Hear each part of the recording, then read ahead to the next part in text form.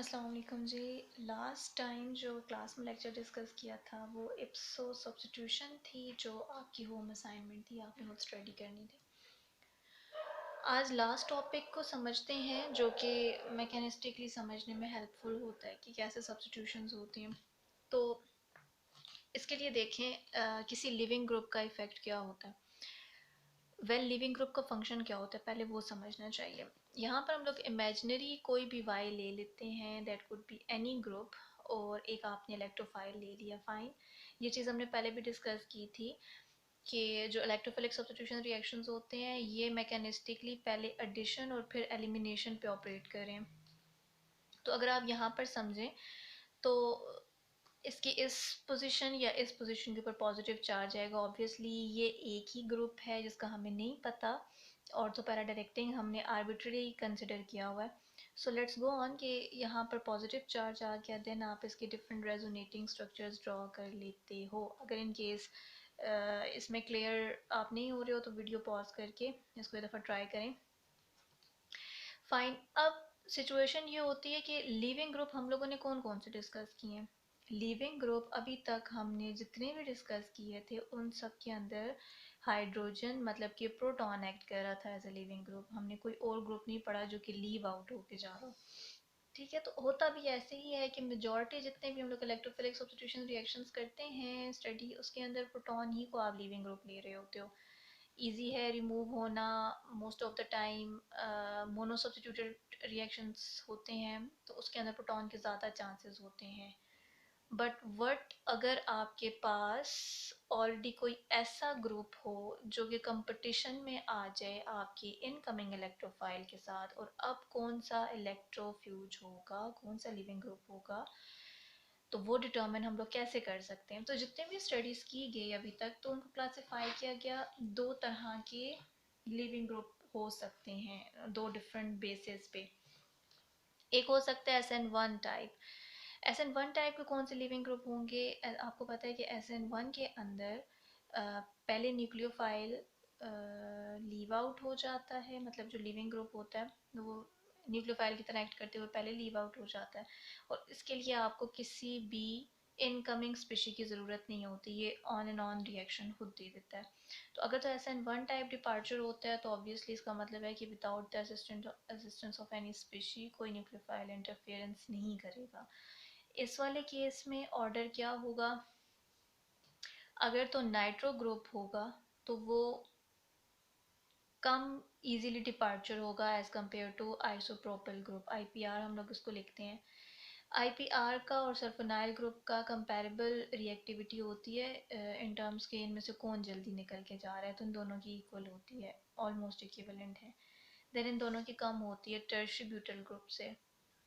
Tertiary butyl हो या फिर अगर कोई डायजोनियम सॉल्ट टाइप स्पीशी हो जो as a leaving group act कर सकती हो, तो अगेन इनकी capability to act as a leaving group ये दोनों सेम रहेंगे।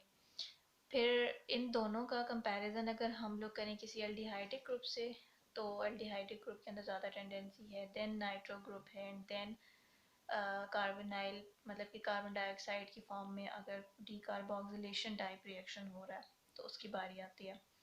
ये है ऑर्डर SN1 टाइप का, राइट। और हमें ये पता है कि जो आप इलेक्ट्रोफिलिक सब्स्टिट्यूशन रिएक्शंस कर रहे होते हो तो उसके अंदर किसी ऑलरेडी अटैच सब्स्टिट्यूएंट को अगर तो इनकमिंग इलेक्ट्रोफाइल ने रिप्लेस करना है तो उसको असिस्टेंट चाहिए ही होती है, ये खुद से रिप्लेस नहीं होता। ऐसे नहीं होता कि फॉर एग्जांपल X प्लस कोई भी इनकमिंग इलेक्ट्रोफाइल है और Y as a leaving group पहले ही बिहेव कर ले, ये यहाँ से चला जाए और यहाँ पर नेगेटिव चार्ज आ जाए। या आप नेक्स्ट टॉपिक के अंदर देखोगे कि कुछ चीज़ें इनको कैटेलाइज करती हैं, लेकिन अभी हम लोग कैटालिसिस नहीं पढ़ रहे हैं, अभी हम लोग डायरेक्टली इफेक्ट स्टडी कर रहे हैं किसी लिविंग ग्रुप का। तो उसके अंदर ऐसा सीन नहीं होता कि वाई खुद ही लीव आउट हो जाए एंड देन उसके ऊपर आके एक्स बाद में अटैक करे। ये साइमल्टेनियस प्रोसेस होता है, एडिशन होती है देन एलिमिनेशन होती है। लेकिन अगर आप कंसिडर करो इसके ऑपोजिट दूसरा प्रोसेस अगर हो रहा हो SN2 टाइप डिपार्चर, मतलब कि जैसे ही एक्स अप्रोच कर रहा है वाई की तरफ और वाई बॉन्ड ब्रेक कर रहा है, जी एक ऐसी ट्रांजिशन स्टेट आती है जहाँ पे जितना बॉन्ड फॉर्मेशन इनकी हो रही है उतना ही बॉन्ड ब्रेकेज हो रहा है इस अरीनियम का और इस वाई ग्रुप का, जिसको आप SN2 कहते हो, साइमल्टेनियस हो रहा है। तो उस वाले केस के अंदर जो लिविंग ग्रुप होंगे ऑब्वियसली वो डिपार्चर होंगे with assistance of incoming nucleophile या इलेक्ट्रोफाइल, जो भी स्पीशीज के अंदर इन्वॉल्व होगी।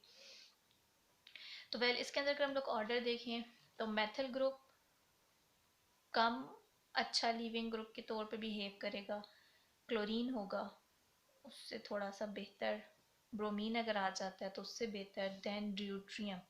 ड्यूट्रियम को देखें अगर हम लोग, या फिर किसी कार्बोनिल पार्ट को देखें, इन दोनों का ऑलमोस्ट ऑलमोस्ट सेम होता है। फिर उनसे अच्छा आ जाता है प्रोटॉन।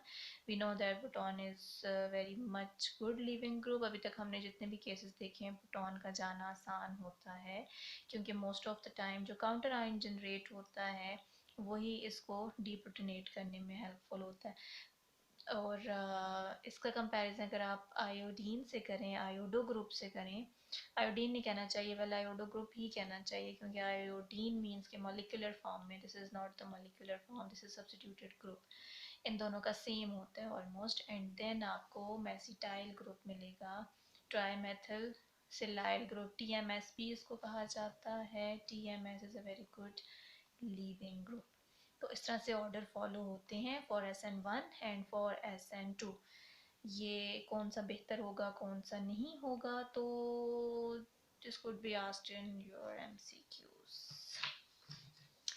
अच्छा, अब देखिए जो आपने अबव ऑर्डर डिफरेंट स्टडीज से डिटर्मिन तो कर लिया कि हाँ इस तरह से हुआ था, रिएक्शन फास्ट हुआ था, रिएक्शन स्लो हुआ था, लेकिन एक्चुअली ये हेल्प आउट कर रहा होता है ये डिटर्मिन करने में कि अगर X और Y इस तरह के कोई लिविंग ग्रुप हैं, तो फिर आप जब एक इंटरमीडिएट एरेनियम आयन का बना देते हो तो उस एरेनियम आयन में क्या Y लीव आउट होगा और रिवर्स फॉरवर्ड रिएक्शन जाएगा, या X लीव आउट होगा और रिएक्शन बैकवर्ड चला जाएगा, आपको Y दोबारा से मिल जाएगा, जहाँ से स्टोरी शुरू हुई थी वहीं पर आ जाएगी। तो इन दोनों में से which one is good leaving group, ये डिटर्मिन करता है आपका ये ऑर्डर, क्योंकि ये सारे का सारा एक्सपेरिमेंटल बेसिस पे है।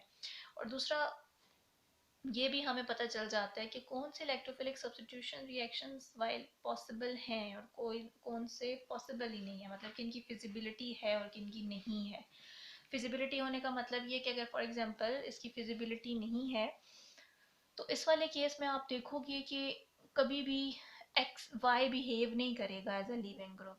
ठीक है, तो जब Y बिहेव नहीं करेगा तो अल्टीमेटली X बिहेव करेगा, तो ये रिएक्शन फॉरवर्ड तो नहीं जाएगा, ये रिएक्शन आपको बैकवर्ड जहाँ से स्टार्टिंग मटेरियल था वही आपको प्रोड्यूस करके देता जाएगा। वेल इसके अंदर और क्या चीज़ ऐसी है जो हम डिस्कस कर सकते हैं, तो एक बड़ी इंटरेस्टिंग सा पॉइंट, आई होप आपको ये सारा पेज अब नज़र आए। अच्छा, ये मैं लास्ट में शो करूँगी, स्क्रीनशॉट ले लीजिएगा आप, क्योंकि this is sufficient for your notes. एक दफ़ा ज़रूर पढ़ लेना, जेरी मार्च का रेफरेंस है। उसके अंदर अगर आपको इसके अंदर कोई मज़ीद लगते हैं ऐसे आर्ग्यूमेंट्स जो स्ट्रॉन्ग कर सकें आपकी राइटिंग को, अदरवाइज दिस इज़ इनफ।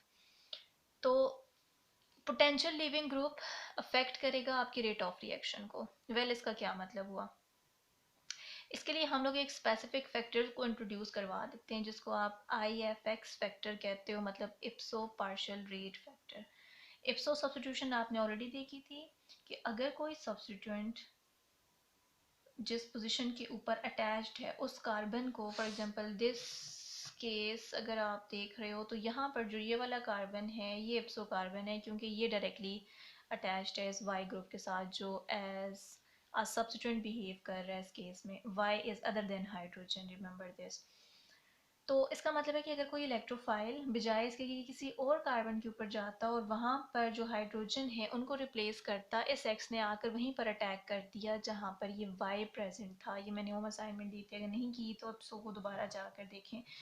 तो इप्सो पार्शियल रेट फैक्टर भी हम लोग ऐसे ही करते हैं कि अगर कोई इप्सो कार्बन के ऊपर सब्स्टिट्यूशन हो रही है उसका रेट ऑफ रिएक्शन क्या होगा in comparison with simple benzene, अगर आप बेंजीन के एच को रिप्लेस करना चाह रहे हो in the form of proton.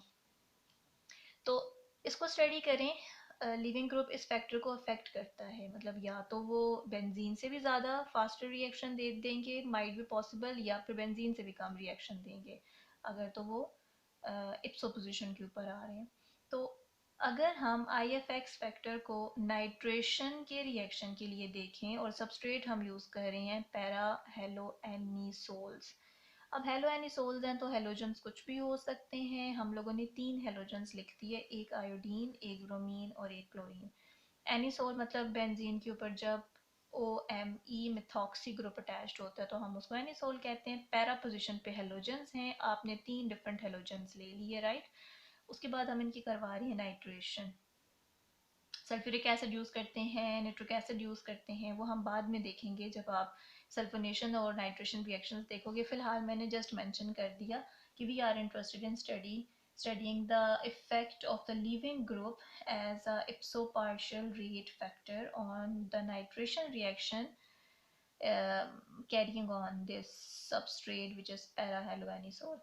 तो यहाँ पर देखो, जब आपने इसकी नाइट्रेशन करवाई तो इसका IFX फैक्टर आया 0.18, राइट, आयोडीन वाले केस में। मतलब जब हम लोगों ने नाइट्रेशन करवाई तो नाइट्रो ग्रुप बजाय इसके कि किसी प्रोटॉन को आके एक्सचेंज करता, लीव आउट करवाता, उस NO2 ग्रुप ने डायरेक्टली आके अटैक किया है इस कार्बन पे जो कि इप्सो पोजीशन पे था, राइट। और यहाँ से रिमूव हुआ है आयोडीन और यहाँ पर आपको नजर आ रहा है नाइट्रो ग्रुप, राइट। इसी तरह से जब हम लोग यहाँ पर देखते हैं तो ब्रोमीन था, ब्रोमीन बाकायदा रिप्लेस हुआ है, मतलब इसने बिहेव किया है एज अ लिविंग ग्रुप। और इस केस में इसका IFX फैक्टर है 0.08 और जब हमने क्लोरीन वाला हेलोजन लिया तो इस वाले में 0.06 था। वेल, ये रेट्स आपको किसके कंपैरिजन में कुछ इंफॉर्मेशन दे रहे हैं, ये आपको ये इंफॉर्मेशन दे रहे हैं कि अगर हमारे पास कोई इलेक्ट्रोफाइल अटैक करता है 4th पोजीशन पे पैरा एनिसोल के, पैरा आयोडो एनिसोल के, तो वो 0.18 टाइम्स ज़्यादा होगा as compared to simple benzene। remember this, as compared to simple benzene, मतलब जब यहाँ पर कोई हाइड्रोजन होता। लेकिन ये वाला रेट बहुत ज़्यादा कम है इन कोरिस्पोंडेंस के जब आपके पास ये वाला सबस्ट्रेट होता। इसको थोड़ा सा समझिएगा, ये वाला सबस्ट्रेट, इस सबस्ट्रेट और सबस्ट्रेट में फ़र्क क्या है। इस सबस्ट्रेट में आयोडीन लगा हुआ है पैरा पोजीशन पे और इसमें कुछ नहीं है।